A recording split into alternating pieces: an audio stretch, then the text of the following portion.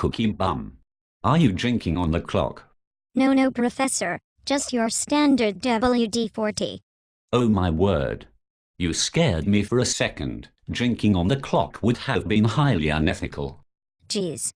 Ethical this and unethical that. What is so good about this ethics anyway? Is it not just principles and standards that guide general human behavior towards other people? Calm down. And listen. You are right about ethics, but legal precedents hold businesses financially responsible for their employees' actions. This is why it is important that the company knows what their employees are doing with corporate resources. My employees are honest and I do not need to invest in resources to monitor them for actions I know they are not doing. It is my choice. You incompetent wanker.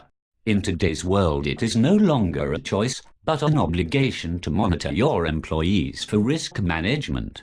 According to a survey done by American Management Association, 82% of companies acknowledge conducting electronic or physical surveillance. Okay, let's say my employees are dishonest. How would I ethically monitor them? Oh, you buffoon. You have to first start information technology monitoring, which is tracking employees' activities by using measures such as number of keystrokes, error rate, and number of transactions processed.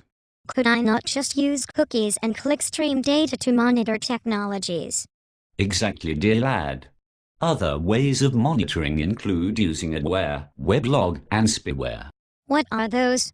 Oh dear God. Adware is software that generates ads that install themselves on a computer when a person downloads some other program from the internet.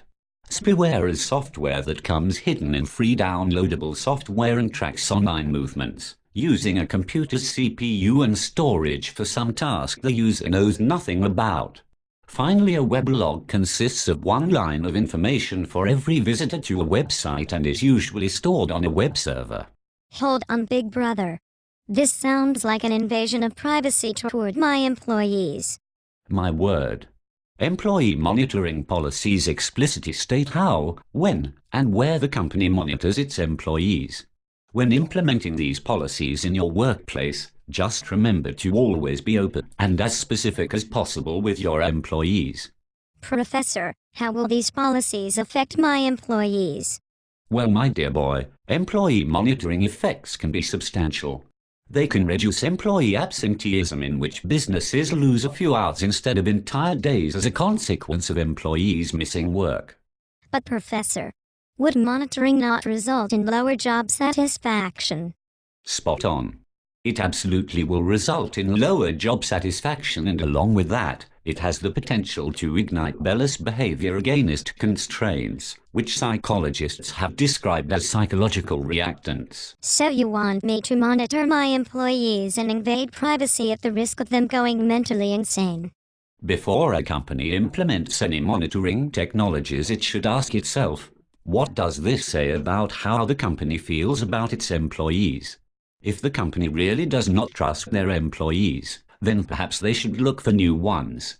I remember reading somewhere that many management gurus advocate that organizations whose corporate cultures are based on trust are more successful than those whose corporate cultures are based on distrust.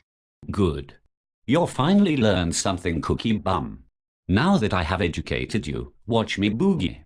Domo arigato, Mr. Roboto Mateo Himada. Domo arigato, Mr. Roboto Himitsu wo shiritai.